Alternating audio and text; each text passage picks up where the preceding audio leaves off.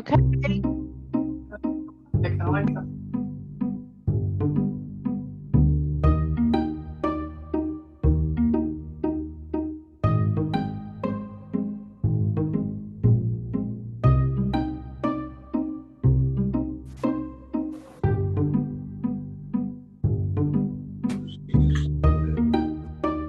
Okay.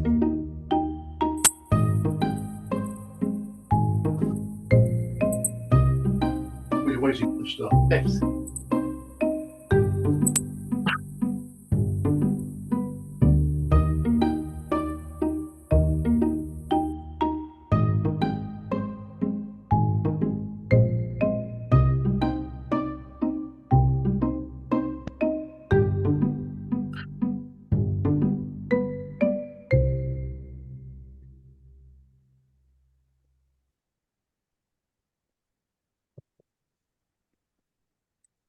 Good afternoon and welcome to this Laughology session. Hang on, Hello everybody. If you have just joined, please do mute yourselves let me just turn just it so down. we can make sure that we've got the right people that we can hear.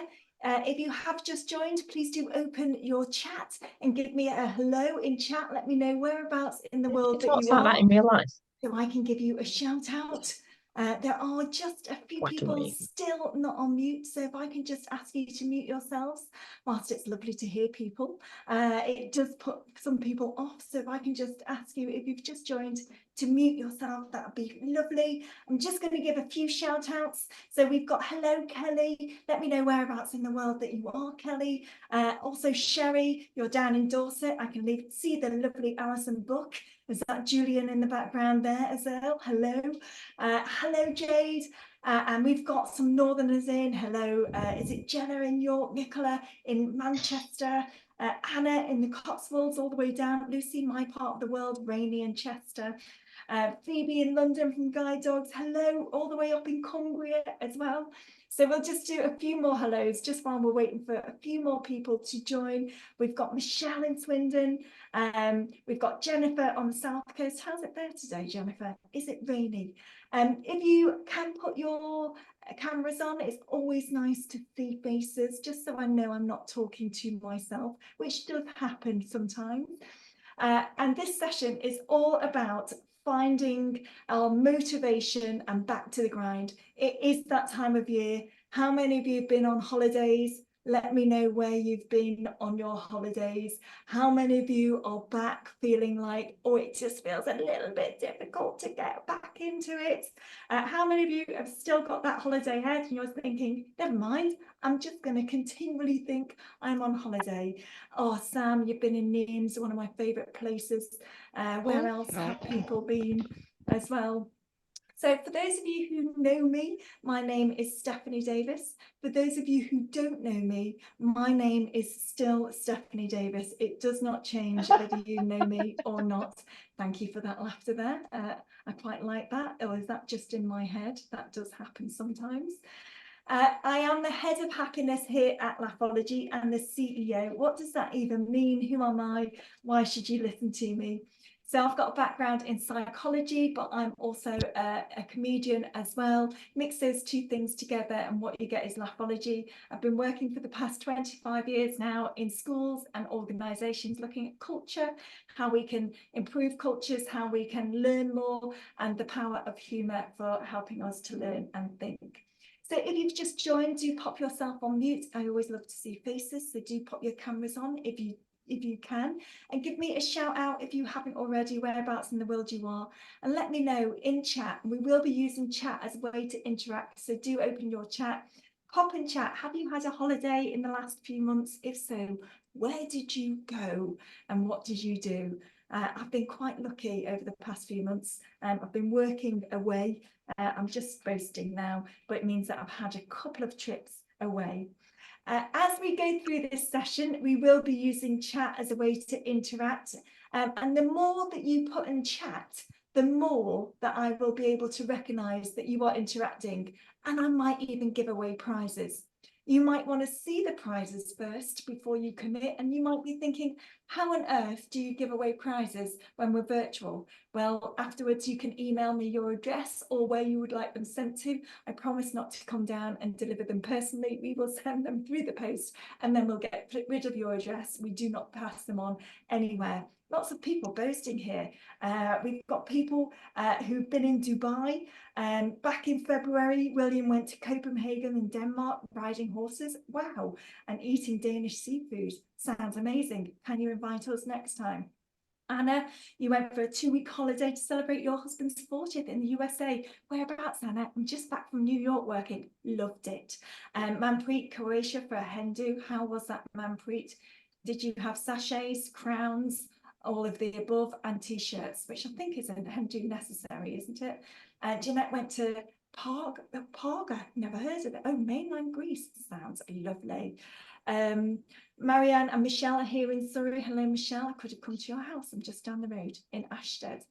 So holidays are a lovely time, but sometimes this time of year we get back from our holiday and we just feel a little bit so this session is all about how do we get that motivation back when we are back to the grind, and how do we keep that going through some of the months that can feel a little bit cold, a little bit wet. Some of you might like autumn.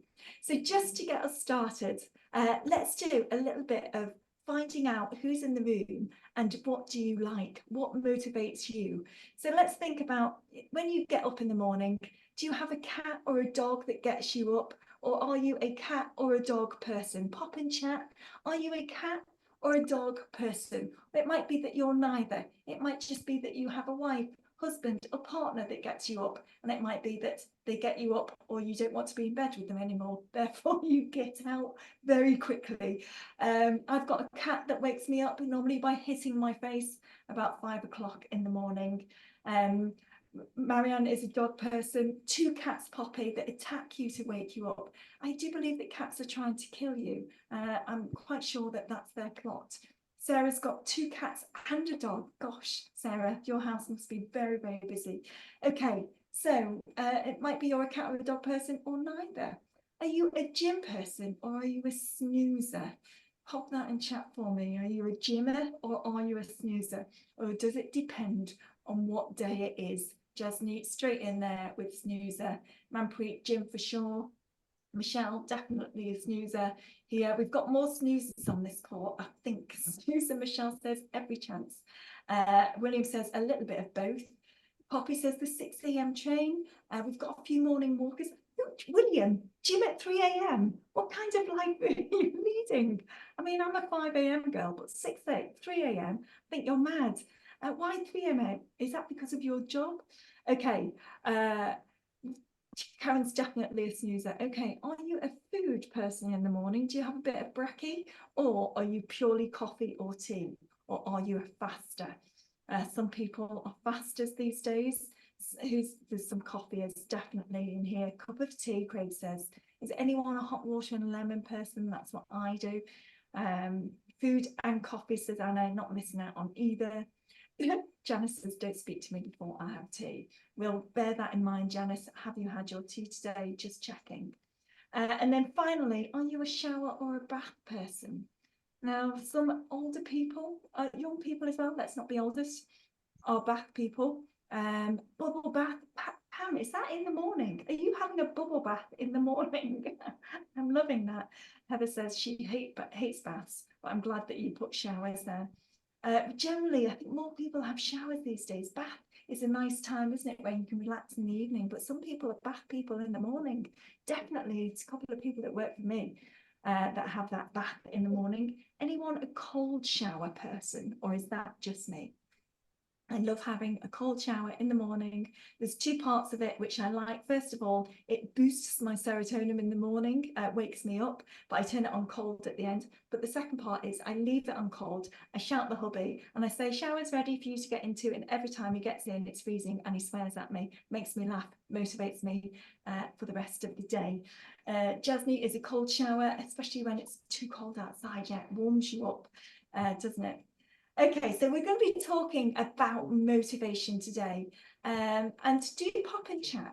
what actually is motivation? And when we talk about motivation, it should only be said in a Geordie accent, like motivation. I don't know if there's any Geordies on here, but any words that have got a couple of syllables in, just in my head, I only say it in a Geordie accent because everything sounds better in a Geordie accent. You can shout at your screen, motivation, if you like to.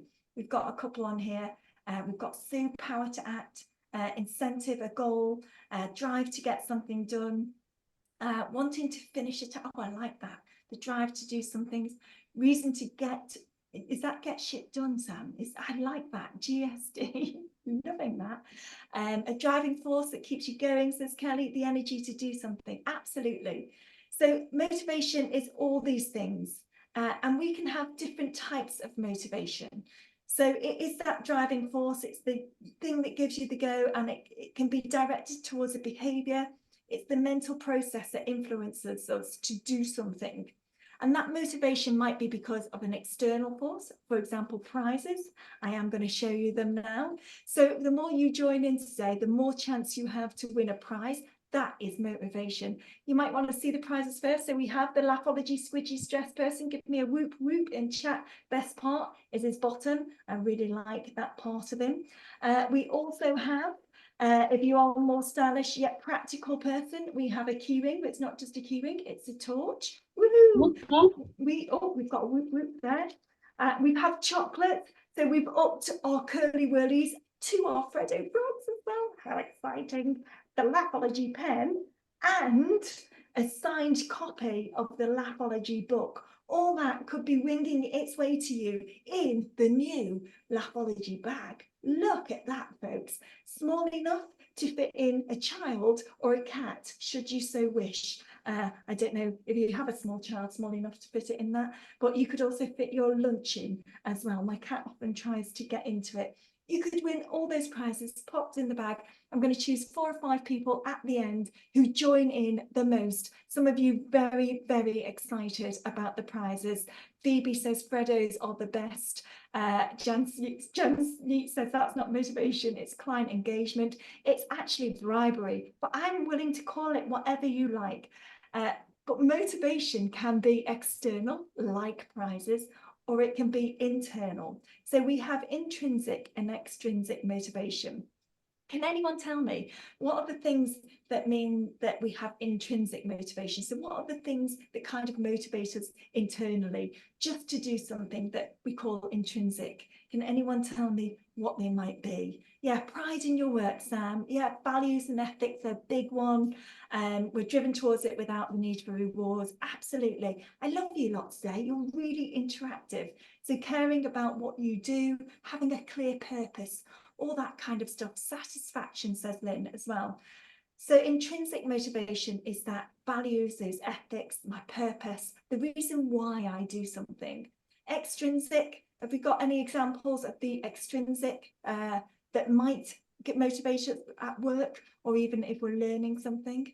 Anybody got any examples? Yeah, reward, recognition, prizes, money. You're so right. Money is an absolute motivator, but it only gives us up to a certain point, and then we kind of equal that in our behaviours. So we keep having to put that monetary value up. Gratitude, thank you. Absolutely. That's a great one, Sam. And Freddo Frogs is definitely a motivator. I like the way Craig says an appropriate hug. Yeah, getting something from somebody. Sometimes inappropriate hugs can motivate us to run away. We've all had that in our lives, haven't we? So when we talk about motivation, we have that intrinsic and extrinsic. It's that driving force that directs us to achieve something. And when I'm talking about motivation, one of the things that is really important to think about is motivation isn't about this big high, about us always getting something. And it's not about the low either. It's about this constant. How do we motivate people where we have this constant engagement or constant want to continue something, even when that road or path can be quite difficult. So when we talk about motivation, people often think, okay, I need to constantly give that reward, constantly give those thanks, and that stuff is super, super important. But how do we keep ourselves and our teams engaged on that kind of level, nice calm level, and even level of motivation. Because once we get something really quite high, for example, if we've been on holiday and we're feeling great, the biggest challenge is we come down after that, and sometimes we can slump a little bit further. So it's about how do we get that even keel, that even feeling where we feel like we want to do stuff, that we are motivated to do stuff even when the roads are tough. And I just want to talk a little bit about how that links to mood and emotion, and why mood and emotion is hugely important when it comes to being motivated and to being demotivated as well. Because we can sometimes have that high where we're super motivated, and then that low where we're demotivated. So if we are talking about mood and emotion, because I've mentioned two separate words there, which are similar but different, can anyone define for me what is the difference between mood and emotion? Again, emotion should be said in a Geordie accent. Emotion. Was that a Geordie accent, or was that just a poor accent? Can anybody tell me what is the difference? And is there a difference between mood and emotion? William, straight in there. Moods is a combination of emotions. Emotions are isolated feelings. William, I'm loving that answer. Amanda, mood is temporary, emotion stays longer. Absolutely. We've got Sarah. High emotions, I think, is what that is, are brief and intense, and reactions to specific moods, and are longer lasting. Oh, get you, Sarah. Yeah, it's like you've swallowed an emotional dictionary there. So you're absolutely right. So we've got emotions which are the kind of short in duration. They're quite rapid, episodic in the way that they happen, and they're usually caused by an external focus. So something might happen and suddenly we react to it in an emotional way. Michelle, you just picked me to the post there. You're absolutely right. So emotions affect mood, and over that longer period of time, we can develop a mood because emotions are happening, or they feel like they're ongoing. And we've got here that emotion is triggered by something, but mood is feeling. Oh, Pam, I like that. Great name, by the way, Pam Potter. I really like that name. It's great. So we've got mood, which is longer in duration. It's usually a gradual onset because of things that are happening. Just like Michelle said, emotions can affect mood. And mood is generally broader. It's a bit more non-specific. It can be about what's going on for us internally because of an external situation, and it can be a response to several causes. Now, the reason why it's important to discuss some of this is because mood and emotion absolutely does affect the way we are motivated, and we can manage both of these. So emotion, it's about recognizing when something happens. Is it a fact or is it a feeling that's driving me to react like this? So emotion is a reaction. And that just quick question in our head, is it fact, is it feeling, can help our brains to calm down a little bit. And when I say calm down, is what happens when we react to any emotion, whether it's a high emotion such as excitement, joy, happiness, or whether it's an emotion that's a little bit more low or intense, like rage or anger or sadness. And all emotions are important, by the way. That emotion is short lasting, and those neurotransmitters, the thing that causes us to feel like that in the brain, they generally last for 60 or 90 seconds. And so asking ourselves, is it fact or feeling, allows the brain to just pause and time to think rather than react. And that time to think can help us to see a situation in a more neutral way rather than a reaction to how we're feeling. Now, I know some of you are probably sitting there thinking, actually, Steph, I've held on to rage for a lot longer than 60 or 90 seconds. And you're absolutely right. I've done years. But we're not holding on to the rage. We're holding on to the narrative that feeds that rage. That then can impact our mood over a longer period of time, the narrative that we put to it. So we have to sometimes separate that narrative by going, is it fact? And therefore, what are the proof points, or is it feeling? And is that feeling driving me to see it in a different way? Mood is a little bit different, and we can absolutely impact our mood. Can anyone tell me, and I mentioned them a little bit there, what are the 4 beautiful neurotransmitters that are release positive mood in our brain. I mention them every time whenever I do our work at Laughology, because they're really important to how we learn, to how we take in information. Sam's straight in there with serotonin, great. We've got oxytocin, dopamine, there's one more, brilliant. Come on, brilliant, Bethan, you've got it, absolutely. You've got it with the endorphins, William, straight in there with all of them. And a great way to remember this is a dose of happiness for mood management. And what I mean by that is every single day we need to fill up our little happiness bucket and our mood bucket with dopamine, oxytocin, serotonin, and endorphins. Because if we have a better mood, we're more likely to be able to manage our emotions. If we're depleted in terms of our positive neurotransmitters, what's going to happen is we're not going to have that ability to think something through, to take that step back. And when we have that other reaction, which is potentially serotonin, adrenaline, or noradrenaline, that's going to flood our brain, and we're not going to be able to manage our thinking through the lovely neurotransmitters. So can we, Jacob, you're absolutely right. You do have to say all 4 in a Geordie accent. Dopamine, oxytocin, serotonin, and endorphins. If anyone's Geordie and offended on this call, I don't blame you. That was a terrible way to do a Geordie accent. Thank you very much for the applause. So how do we increase that? This is by little tiny things that we do every single day. It's not the big stuff, by the way. So just pop in chat. What are the little things that we can do to manage our dopamine, oxytocin, serotonin, and endorphins, and manage our mood? And these are the things that we can do. And by the way, there's a very big difference between knowing and doing. I reckon a lot of you will know that you should do this stuff. There won't be that many of you who actually do it. Because what we do is we get busy, we're in front of our screens, and then we look down and we go, God, it's 4 o'clock. How did that even happen? And because of that, we've depleted our dopamine, oxytocin, serotonin, and endorphins. And Colette, I love that one. Show affection to your loved ones. Karen says, siling and hugging. Siling, I'm not quite sure what siling is. Is it singing? It could be, if siling's a new thing, I'm with you. Take breaks, really important. Lots of small breaks, says Jacob. I absolutely agree with you, Jacob, on that. Lots of small breaks, coming away from our screen. What happens when we're staring at our screen for a really long time? The brain stresses itself because we're not only seeing light that's coming into our eyes, and it's false light, we're actually looking at ourselves, and the brain is getting a little bit over excited because it's seeing feedback from our own face, and it doesn't really know what to do with that. One of the things I always encourage people to do is to put a post-it note over, or if you can, of your own picture on your face. Not a big post-it note on your face, because that would be really bizarre to do that, but a post-it note over the screen, because what that does is it stops that over information that your brain is getting.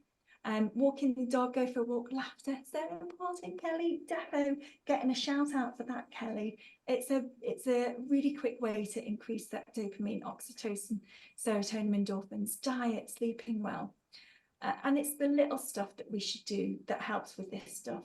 Not even the big stuff, but the little stuff. Yeah, and you're absolutely right, Sarah. Specific foods can really help with that. So this is about what we can do individually, and we should do this especially when we don't feel like it. So for example, this morning I woke up, I'm a 5 a.m. girl, just not because I want to be, my brain just wakes up at that time, but I was really tired this morning because I had a bit of jet lag, and I still made myself get up and go for that run, even though it was raining, because I just knew I'd feel better afterwards. So even when we don't feel like it, that's the time that we should do this stuff. And by the way, setting yourself really small goals is important. So normally I do a big run, but this morning I didn't want to, so I literally just did a run around the block. But just allowing yourself to do something that's little rather than big means that we're more likely to actually do the thing rather than be overwhelmed by something that's really big. Lynn, if you're running tonight, I'll give you a wave. And by the way, If you're on this call thinking, oh, it's all right for you, I'm not a runner, I don't do exercise, please don't think that you have to do exercise to get your dopamine, oxytocin, serotonin, endorphins. I always say to people, substitute the word exercise for movement. As long as we move, actually, it gives the brain the same response. Now, of course, that more extreme exercise and more extreme movement is going to give you more of that dopamine, oxytocin, serotonin, and endorphins. But like I said, this is about not doing things that are out of your comfort zone. It's about doing stuff that is achievable for you, and really important that we do some of that stuff. So this is what we can do for ourselves. How about if we run a team or if we're in a school? What are the things that helps motivate us and our teams or our kids if we're in schools or our classroom? What are the things that are really important? Team chat, Jennifer, I love a team chat. I love our team WhatsApp. They can get quite funny at the time. William says sports like fishing, absolutely. Like that, you get a little bit of dopamine when you achieve something. Maybe not fishing in work, well, maybe that is your job. Celebration of small successes, words of encouragement, praise where deserved. Just a simple smile, Eleanor, you're so right. Praise specific stuff. Use the VR function in Teams toasting digital marshmallows together. Jenna, I need to know more about that. Toasting marshmallows, VR, like it. Okay, all this stuff, kindness, really important, says Eleanor. I couldn't agree more. So what are the things that we know work? So autonomy is key, helping people to make their own decisions, but also making sure that we are supporting that in any way that we can and giving people time to choose through coaching, through helping them to think about what they do next. Also, the importance of belonging. It's a really important motivator. So listen to individuals, what matters, and help them to create those connections. And sometimes it's just about getting stuff done. So if we're feeling demotivated, what's the small steps, a very little thing that we can help our team, individuals, or our class members do? That's one little thing that's going to move them forward, and praise that one little thing as well, especially if someone's not feeling it or they're demotivated. How can we make it achievable for them? And everyone's different. That's what we've got to remember. Really being supportive and kind, like Eleanor said, and optimism is key, but it's not about this blind optimism. It's what I call realistic optimism. We can say things that we don't agree with, but we can say it in a kind and honest way. It's also about having a clear purpose and vision in your team, making sure that everybody feels like they own this, or for you as a class, and creating that really positive environment by showing appreciation and acknowledging when people are making good contributions, and setting those achievable goals together. And when we do this stuff together and revisit some of this stuff together, it can be a really helpful way of resetting, especially when we've come back after those holidays and we're all feeling a little bit gloomy. Sometimes just revisiting some of this stuff, especially the goals, can be a helpful way for us to think about getting back on track. And one of the things I always talk about autonomy is, and my team, if they're on this call, they'll just look at this and probably roll their eyes. One of the things I talk about, and if you're a teacher, you might use this already, is what I call 3 before me. So quite often we think we're helping people when they come to us and they ask us a question and we give them an answer. But what we're actually doing is we're demotivating them long term, because they become reliant on us and they become helpless. One of the things I say to my team constantly is, when they come to me and ask me a question, I'll ask them, for what are the 3 things that you've done to find this out for yourself before me, 3 before me. And that means that I can coach them through the answer, and I can help them to feel empowered and motivated themselves. So actually, when they are stuck the next time, they don't necessarily need me. And when we create that environment where it's positively empowering, then we get people who actually move forward, are motivated themselves as well. Now, we can only do this when we have psychological safety and trust, which these phrases get thrown around a lot. So I'm going to ask you to pop in chat, what is the difference between psychological safety and trust, if indeed that you know what psychological safety is. And I'm sure most of you do on this call. But is there a difference between psychological safety and trust? If so, what is it? Is it just the spelling? If you've said that, you'll be right. So trust is the key, is the prerequisite, says Will. Trust and psychological safety are intertwined. Yeah, absolutely right, Jenna. They are. Psychological safety is more complex construct. Oh, William, get you with the big words. Gotta get my words, my tongue around that. And their psychological safety relates to relationships and work and team and colleagues. Yeah. Okay. So let's talk about these two things. Pam Potter's just got in. Lovely Pam Potter. Trust is something you can build and achieve a state of psychological safety. Oh, you're all coming in now. Trust is about the quality of relationship between two people. Oh, psych safety is about how comfortable you feel to be open and honest. Now, man, great. That was a blooming brilliant answer. Like that. Okay, so when we talk about trust, trust is often action-based. It's between two people, between you and the other person.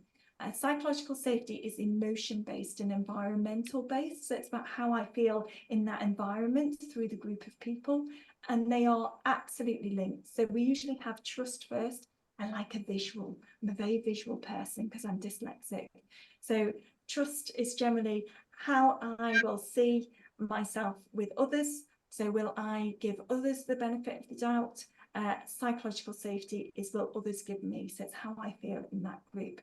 Both are linked, and the reason why they're really important for motivation is if we have trust and psychological safety, I am more likely to be motivated to stretch myself, to achieve some more of the difficult things, to take risks, because I know that if I take a risk and perhaps don't get it right, it's going to be okay because people know that I've tried, or I can talk to somebody, or I can open up why I'm feeling demotivated. So having that trust and that environment where we feel that we're supported, people have got our back, we're more likely to stretch ourselves, achieve our goals, but also keep going through difficulties. And we can't control other people. That's really important. So we can't control how other people feel, but we can absolutely control the situations that we are in. And one of the things that I always come back to around trust and psychological safety, it's about what's in your control. So rather than sometimes when a situation happens, we react and we go to all the things that are of concern about that situation. And what that can do is make us feel quite unsafe. So I'm concerned about this person, or I'm concerned about that. And the brain does that to protect us. One of the things that I encourage my team to do and always have the conversations and go back to is what can you influence and what can you control? And if we focus on that stuff, we widen our circle of control. The biggest thing that causes us to feel demotivated, stressed, and anxious is feeling that we have no control over the situation. And so using coaching conversations to help people to think about what's in their control can help them to feel more motivated, but also that they can take action. And when we take action, we're more likely to move ourselves forward. Having those conversations for others, but also ourselves, can help us to feel that we are in that grind, we can actually do something about it. So how do we reset goals with ourselves and with our teams? A lovely little way to think about this is what I call the 4 Ds. And you might have seen this before, but I've tweaked it a little bit.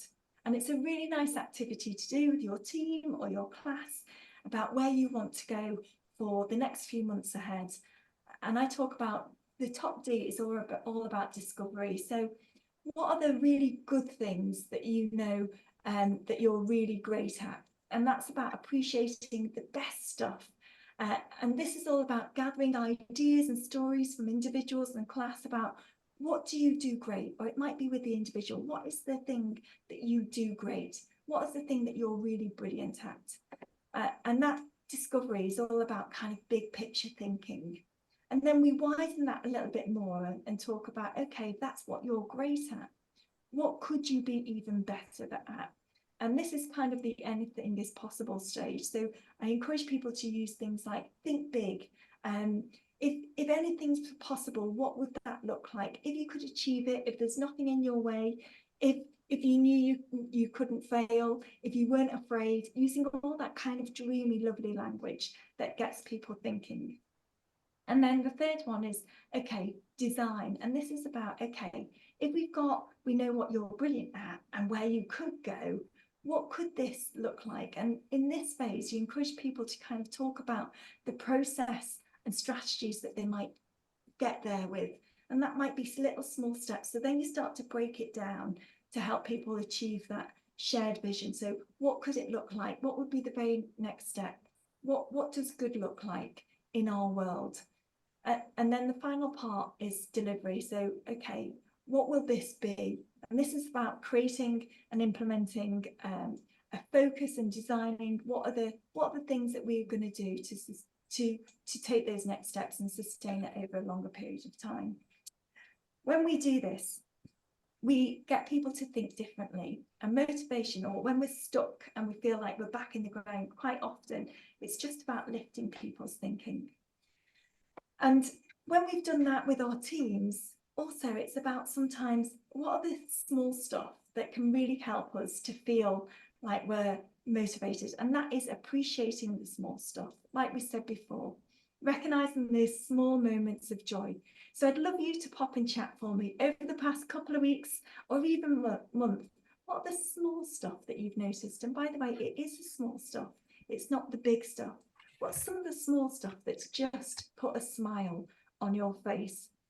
For me, for example, it was when I got back yesterday and my cat was just really pleased to see me, and he brought me his toy just to let me know that he was pleased to see me. Manpreet, a warm cup of tea when it's raining outside. Yeah, hearing that rain, Manpreet, it's a lovely sound, isn't it? When we're cozy in bed and we can listen to that rain. Discovering a brand new brand of pickles and snacking on them.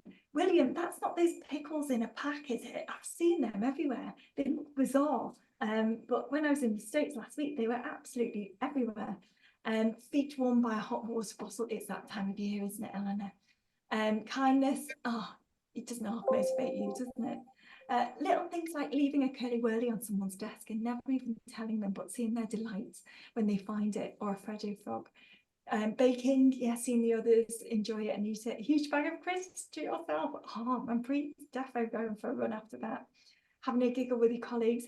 It is just the small stuff. Now, there's a couple of people, and I'd really encourage you to get this book. It's called The Power of Moments, and the impact that they can have on motivating people to do the right things. These are two brilliant people called Chip and Dan Heath. They're brothers. Someone got the brains, someone got the brawn. Work out who you think is who, just saying. But they wrote this brilliant book called The Power of Moments. Now, if you're not a reader, like I'm not, it's also on Audible, but it's a really easy book to read. And they talk about the power of moments. And to give you an example of this, they use examples like Disney. I don't know if anyone of you have ever been to Disney, and the queues are immense. So what they do is they take those moments that are a little bit low, and to get people to stay there or motivated to stay there, they use lovely little moments, like joyous moments, to change the way people feel in that moment. So for example, if you've ever been in a queue in Disney, they have magicians in that queue, and they have all the characters that come and to talk to you in that queue, and they have little quizzes. So actually that moment becomes a more positive moment. And it's about the psychology behind that, like William's just said. It's really interesting the way they use it. And I just want to bring an example about this too. So they talk about this hotel called the Magic Hotel in LA. And it's the top hotel in LA in terms of ratings. It's always got 4.7 out of 5 reviews. I did check just before I came on to make sure it's still there. So this is 4.5 out of 4.7 out of 5 rating on TripAdvisor hotel. It's like star quality hotel. What would you expect from a star quality hotel? Just pop in chat for me. If someone said to you, they are staying in a 5-star reviewed hotel, absolutely free minibar. Sarah was straight in there. Absolutely, minibar. Pool, free bar, friendly, thoughtful staff, comfy beds, yeah, really clean service, yeah, chocolates on the pillow, kind of crisp luxury, all that kind of stuff. So you'd think of stuff like this, wouldn't you? Actually, that is not the Magic Hotel. That is a different hotel called the Lois, and it's the Hollywood Hotel, on 64th Street. This is your Magic Hotel. It's not your 5-star hotel that you're thinking of. But what do they do? So the things that they do is they create those moments when people perhaps are in a queue. So there's a couple of things that they do. So at breakfast, when people are queuing, they have a magic show. Now this is designed for kids, but people flock there and they go there and they're continually booked out. They also have, when you're waiting to go to your room, because it's a little bit boring of a walk down the corridor, they have this secret bookcase that you open up and you go through. And my favourite one is they have the popsicle hotline. So if you are by the pool and you just need an emergency ice pop, then you can phone through. Now, we can't always do this kind of stuff, but how can we create those moments of joy in those lull, in those low moments, to get people motivated just by doing something a little bit differently? And I love that when you're in a queue and you say hello to the person next to you and strike up a conversation. And are you from the north? Because that works in the north. And I'm a northerner myself. But when I moved down to London, I tried that and people just stare at me in a weird way as if I'm speaking gibberish to them. But absolutely, how can we create those lovely little moments? And when we do create those lovely little moments, we're more likely to get people to feel motivated. And I talk about this idea of how do we keep people going, feed forward. So if we have got people who's got a little bit of a low, maybe they're off track, where can we assess what's happening now and what needs to happen? Ask those magic questions, those discovery, those dream questions, a brainstorm of ideas to get there, and then see what is the one small step that you're going to take. And when we have these great conversations with people, we know that we get people out of the sticky mud in the grind, right up to the art of possible. So I'd love you to tell me, what have you learned from today? What actions are you going to take? And when are you going to do this? So what one thing will you try? Just pop that in chat for me. And please do tell us what you thought of today as well. So tell us what you thought of today. Scan the QR code there. And the lovely Curtis in the background is going to pop that link in chat for us. Please do tell us what you think, because it also allows us to design sessions that are designed around you. So you can scan that QR code, or you can click the little link that we've put in chat there. And just while you're scanning that QR code, just to remind you that on the 17th of October, we've got Giving the V, which is our webinar all about the menopause. We've got some really exciting guests. So we've got the head of HR from Bupa. We've also got the government's menopause czar. What a great title that is. And we've got some of the Laphology team there as well. It's 7 till 8 p.m. So it's a whole hour. And we will be talking about mental health side of menopause and some real practical tools that you can take away. So don't forget to sign up to that if you go to the website. I promised I would call out people's names. So I have down here, Manpreet, you get a prize. Jenna, there's a few Jennas on here, but there's Jenna. So Jenna Wallop, I think is the name. Bethan got a prize as well. William, if you was a few Williams on here, but there was William with a W last name as well. I'm trying to very quickly find it. So William, you get a prize as well. Also Sarah and Kelly is what I write down. William Whitford, that's it. If you're a Sarah, I'm trying to think of which Sarah it was. I didn't write down the last name. I need to get better at this. And Kelly, you've only got your one name there. I think it was Sarah Z something as well. So thank you so much. You can email me, stephanie@laphology.co.uk. I'll pop my details in chat and say, this is where I would like my prize sent to. So if you won a prize, well done. I will just pop that in chat for you. For some reason it's not going. There we go. So let me just pop that in chat. There we go. Okay.